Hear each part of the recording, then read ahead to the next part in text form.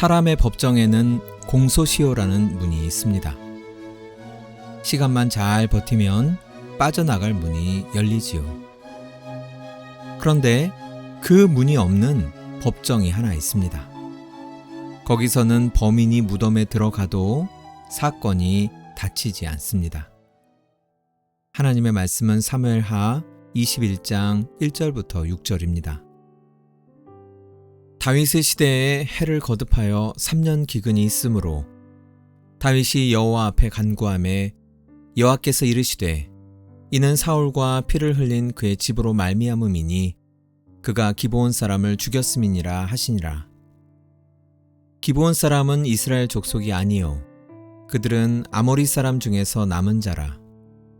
이스라엘 족속들이 전에 그들에게 맹세하였거늘 사울이 이스라엘과 유다 족속을 위하여 열심히 있으므로 그들을 죽이고자 하였더라. 이에 왕이 기브온 사람을 불러 그들에게 물으니라. 다윗이 그들에게 묻되 내가 너희를 위하여 어떻게 하랴?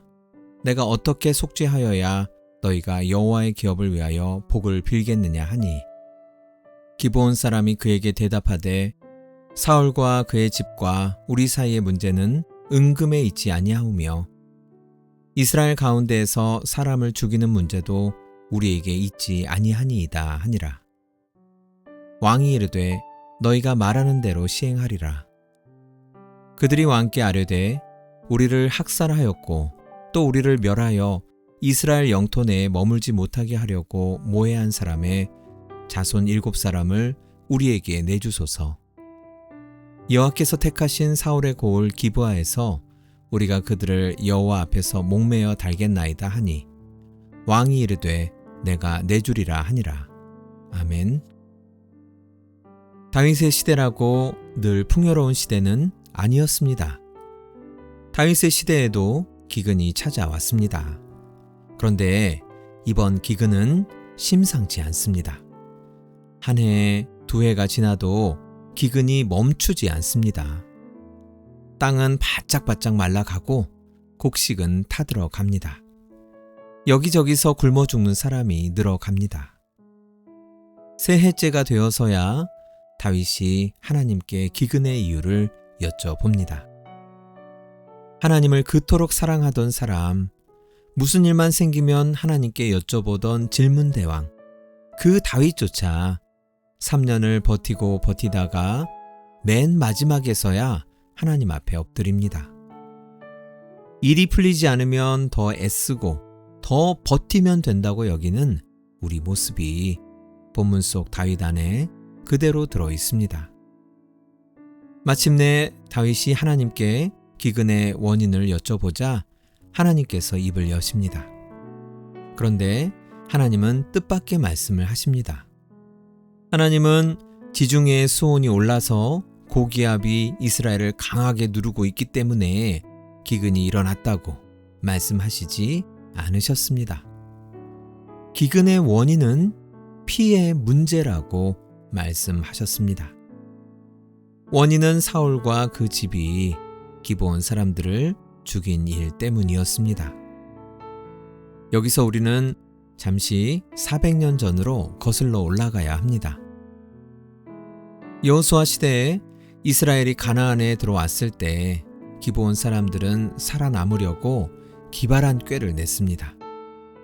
아주 먼 나라에서 온 척을 하면서 다 떨어진 신발과 곰팡이 핀 빵을 내보이며 이스라엘과 평화의 언약을 맺습니다. 이스라엘 백성들은 속아서 맺었다며 언약을 파기하자고 했지만 여호수아는 그 언약을 깨지 않았습니다. 하나님의 이름으로 맺은 약속이기 때문입니다. 그렇게 이 약속은 400년을 흘러내려옵니다. 그런데 사울이 그 400년의 약속을 손으로 찢어버립니다. 이스라엘과 유다를 위한다는 뜨거운 열심이 그 명분이었습니다. 명분은 그럴듯하지요. 그러나 하나님의 이름으로 맺은 약속을 힘없는 이방인이라는 이유로 짓밟는 일은 하나님의 공의를 드러내지 못하지요. 사울은 이 일을 회개하지 않은 채 죽습니다. 그리고 사람들의 기억에서 이 일은 곧 지워집니다. 죄 지은 왕도 죽었으니 사건은 이제 다 끝난 듯 보입니다. 그러나 하늘의 법정은 그 사건을 종결하지 않았습니다. 하늘의 법정에는 공소시효가 없기 때문입니다. 여러분, 우리는 오늘 묵상 본문을 생각하며 죄에 대한 우리의 좁은 생각 하나를 깨뜨려야 합니다. 우리는 흔히 죄를 사사로운 일로 여기지요. 가해자와 피해자, 그 둘 사이에서 끝나는 문제로만 생각을 합니다. 가해자인 사울은 이미 무덤에 있습니다. 무덤에 있으니 사울은 피해자에게 죄값을 치룰래야 치룰 수가 없지요. 우리는 이럴 때 공소권 없음이라고 말합니다. 죄는 가해자의 죽음 앞에서 아무런 죄값을 요구하지 못합니다. 그러나 오늘 본문은 우리에게 묻습니다. 가해자가 죽었다고? 그러면 가해자의 죄 때문에 바짝바짝 마르는 땅은 누가 책임질 건데? 이 질문에 대한 응답이 또한 오늘 본문에 나오지요. 가해자 사울의 죄값이 한 세대 뒤를 살아가는 이스라엘의 땅 위로 떨어집니다. 곡식이 마르고 그 죄와 아무 상관없어 보이는 사람들이 굶어 죽습니다. 죄는 가해자와 피해자 사이에 얌전히 머물지 않습니다. 공동체로 번지고 죄 지은 사람이 죽은 뒤에도 살아남습니다. 사울의 죄는 사울 한 사람의 이름으로 기록되지 않았습니다. 이스라엘 전체의 이름으로 기록되었습니다. 사울에게서 받아내지 못한 죄값을 이스라엘 백성들에게서 받아내는 것이지요. 모세가 민수기에서 경고한 그대로입니다. 너희 죄가 반드시 너희를 찾아낼 줄 알라. 청산하지 못한 죄는 세월이 흘러도 사라지지 않고 지구 끝까지라도 추적해 와서 기어이 죄값을 받아냅니다. 그러므로 죄한테는 단돈 1원도 빚지지 마세요. 죄가 그 빚을 끝까지 받아냄, 이것이 하나님의 공의입니다. 그러면 어떻게 해야 할까요? 죄는 지구 끝까지라도 나를 추적해서 기어코 죄값을 받아낸다고 하는데 사실 우리는 죄를 하나도 안 짓고 살지 못하지요. 결국 우리 인생은 죄의 끈질긴 추적에 시달리면서 살다가 끝나는 인생일까요? 여러분, 죄가 우리들의 죄값을 끝까지 추적하다가 마침내 한 사람을 붙잡습니다. 그런데 그 추적이 마지막으로 도달한 자리가 골고다 언덕이었습니다.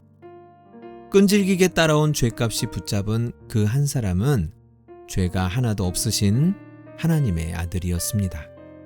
죄는 그분에게서 죄값을 모조리 받아내었습니다. 거기서 사건이 영구 종결되었습니다. 우리를 향하던 판결이 십자가 위에서 집행되고 끝납니다. 그래서 사도 바울은 이렇게 선언합니다. 그러므로 이제 그리스도 예수 안에 있는 자에게는 결코 정죄함이 없습니다. 정죄가 없다는 말은 추적이 흐지부지 멈췄다는 뜻이 아닙니다.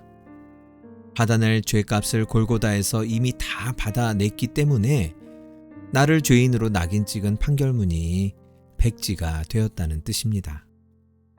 다만 한 가지를 놓치지 마세요. 그 자리는 그리스도 예수 안에 있는 사람의 자리입니다. 추적이 끝나는 곳은 예수님 안에서이지 아무 데서나 저절로 풀리는 사면이 아닙니다. 하나님께 기도드립니다. 주님, 저는 죄를 저와 상대방 사이의 작은 일로만 여겨서 그것이 강물처럼 번지고 무덤 너머까지 살아남는다는 것을 잊고 살았습니다. 끝까지 따라오는 그 죄값 앞에 떨게 하시되 그 추적이 골고다에서 영원히 멈춘 것을 보게 하소서.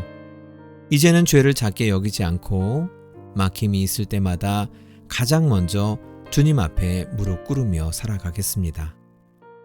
예수님의 이름으로 기도드립니다. 아멘. 묵상 질문을 드립니다. 오늘 내 생각에는 종결되었다고 여겼던 사건을 하나님 앞에 가져가시겠습니까? 더 이상 정죄함이 없습니다. 예수님 안에서 평안한 하루 보내시기 바랍니다.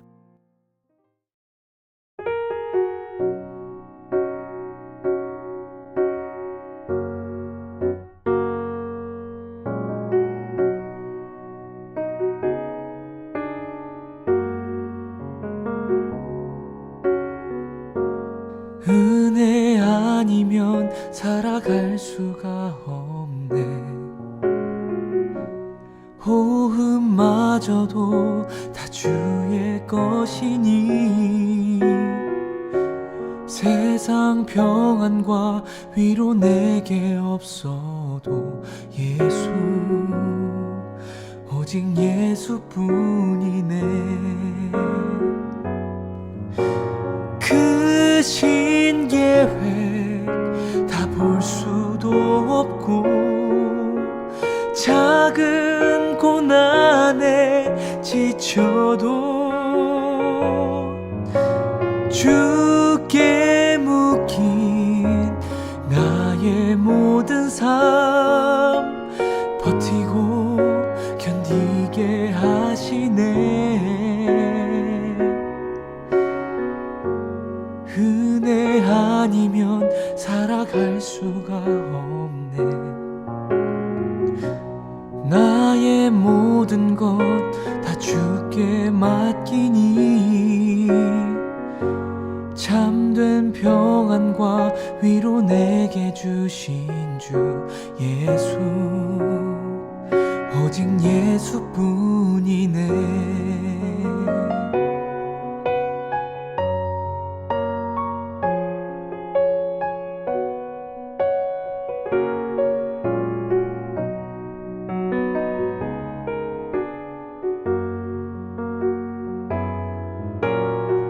크신 계획 다 볼 수도 없고 작은 고난에 지쳐도 주께 묶인 나의 모든 삶 버티고 견디게 하시네. 은혜 아니면 살아갈 수가 없네. 나의 모든 것 다 주께 맡기니 참된 평안과 위로 내게 주신 주 예수, 오직 예수뿐이네.